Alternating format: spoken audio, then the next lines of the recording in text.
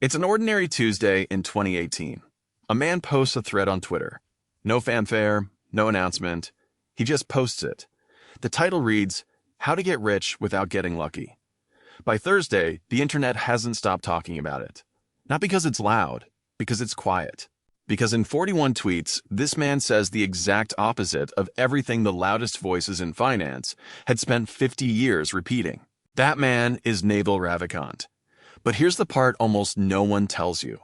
Before Silicon Valley, before the angel investments, before the philosophy that millions of people now quote from memory, there's a kid.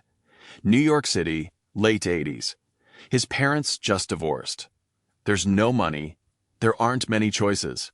But there is a library, and that library is free. So he disappears into it every day. Not because anyone made him, because he had questions that nobody around him could answer. What is wealth, actually? Why do some people stay broke even when they work constantly?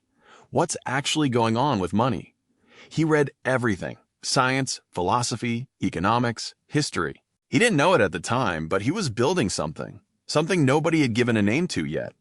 Decades later, he'd call it specific knowledge. Here's what that means.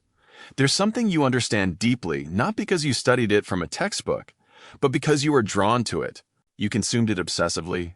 You built intuition about it that most people don't have. That's specific knowledge, and it can't be outsourced. It can't be replicated. It looks like you're just doing what you love, but to everyone else, it looks like work. That's the advantage you can't see from the outside. But here's the part that hit me hardest. Naval didn't figure out how to make more money. He figured out how to stop trading time for it. Think about how you get paid right now. You spend hours. You get paid. Spend more hours. Get paid more. It feels like building. But here's what's actually happening. Every dollar you earn costs you an hour. And you only have so many hours. That's the ceiling. And the ceiling never moves. What Naval built instead were things that worked without him. Code, media, investments, things that multiplied, things that ran while he slept. The work happened once. The pay kept coming. He called this leverage. And the most powerful part?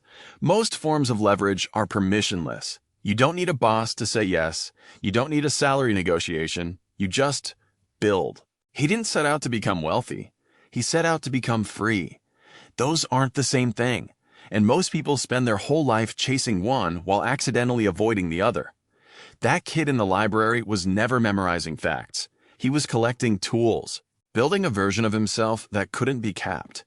The library was always free. The leverage was always there. Most people just never looked. What's one thing you understand so deeply it feels like play, but you've never treated it as leverage? That's probably the thing.